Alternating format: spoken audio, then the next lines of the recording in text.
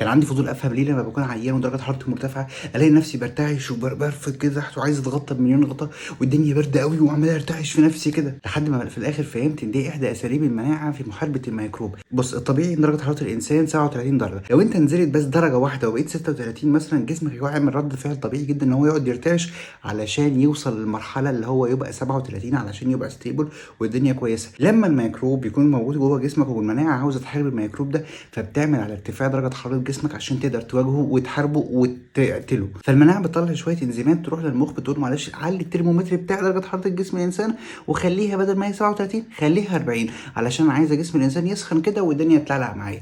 فالمخ يطلع اوردر جديد فيقول لي السيت بوينت بتاعتنا اللي هي درجه الحراره الطبيعيه بتاعت جسم الانسان يا جماعه هتبقى 40 مش 37 زي زمان، وذلك حتى القضاء على هذا الميكروب اللعين. فانت لسه درجه حرارتك 38، انت درجه حرارتك مرتفعه، ولكن الجسم دلوقتي شايف ان درجه الحراره 40 هو ده درجه حراره طبيعيه، فيقوم يعمل ايه بقى؟ يقول بس احنا كده شكلنا بردانين يا جماعه، يا عضلات اقعدي بقى ايه خش في حاله من الشفرنج، اعملي ارتعاش رغيب، يا اوعيه دمويه اللي موجوده عند جلد الانسان اعملي بس فازو كونستريكشن كده اقفلي علشان نحافظ على درجه الحراره علشان الجلد ما يطلعليش درجه حراره يحافظ لي عليها. وده كله في سبيل هدف واحد فقط وهو وصول درجه حراره جسم الانسان لحد ما توصل تبقى 40. وفي اللحظه دي مناعه الانسان وجسم الانسان بيقدر يحارب الميكروب ويقضي عليه تماما. فاذا جسمك كان بيعمل رعشه وكان محتاج يحس ان هو بردان وبتحاول تغطي نفسك بمليون غطا، ده كله في سبيل هدف واحد بس، ان احنا نرجع لدرجه حرارتنا اللي هي المفروض تبقى الطبيعيه اللي هي ال 40 علشان نقدر نقضي على الميكروب. ودي حاجه فيسيولوجيه بتحصل في جسم الانسان. ولما نقضي على الميكروب اذا المناعه بتنام، كل حاجه بتنام، الانزيمات اللي المناعه كانت بعتها للمخ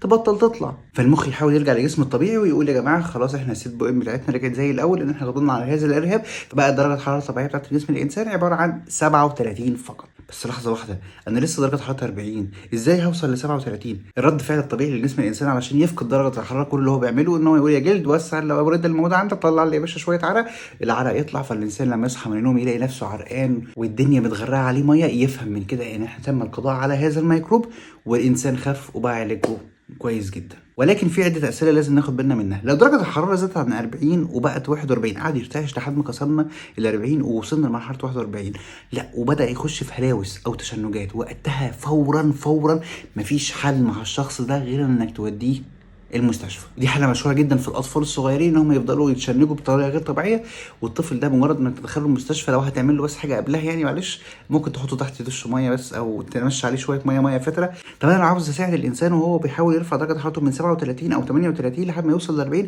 علشان نقضي على الميكروب، كل المطلوب منك انت تتغطى كويس جدا وتشرب سوائل دافيه كتير جدا. اول السوائل الدافيه هتساعد في ارتفاع درجه الحراره، واهم حاجه للسوائل الدافيه هو تعويض جسم الانسان من السوائل المفقوده واللي ممكن يدخله في حاله جفاف، ودي تعتبر اخطر اعراض الحمى. ومن اهم النصائح اللي انا عايز اقولها في الفيديو ده وهي مهمه جدا، كان زمان واحنا صغيرين كانوا بيجيبوا لنا 7 اب علشان نشربه ويكون ال7 ده بارد جدا وقت ارتفاع درجه الحراره او محاوله الجسم ان هو يبدا يرتعش علشان يرتفع من درجه 38 اللي انا قلت لك عليها لحد ما يوصل ل 40. لو شربت حاجه بارده في الفتره دي مشكله كبيره جدا وممكن تزود من حده الرعشه وقد تؤدي الى ارتفاع درجة الحرارة أكتر من ال 40 ويدخل لي بقى في التشنجات والحاجات اللي لسه شارحها لك من شوية دي. خلاص الرعشة هديت وكل حاجة بقت تمام وزي الفل، كل اللي مطلوب منك في الحالة دي يا باشا هي بس تعمل كمادات. والكمادات يا ست الكل ما بتتحطش هنا، والله العظيم ما في كمادات هنا ولا ليها أي لازمة موجودة هنا. الكمادات بتتحط عند الرقبة تحت الإبطين بين الفخذين وترفعها كده وتلزقها وأنت نايم، هتصحى تلاقي نفسك الدنيا بقت زي الفل. ليه إحنا بنعمل كمادات في الأساس؟ الكمادات دي حاجة باردة، فأنا لما أجي أحطها هنا في أوردة وفي شرايين طالعة نازلة من هنا، في دم ماشي من هنا، فأنا لما أجي أحطها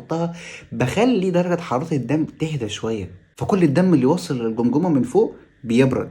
لما احط الكمادات هنا كل الدم اللي داخل الاطراف دي بيبرد، لكن لما احط الكمادات اللي هنا فين الدم اللي ماشي هنا؟ في الوريد اللي ماشي هنا يعني ايه.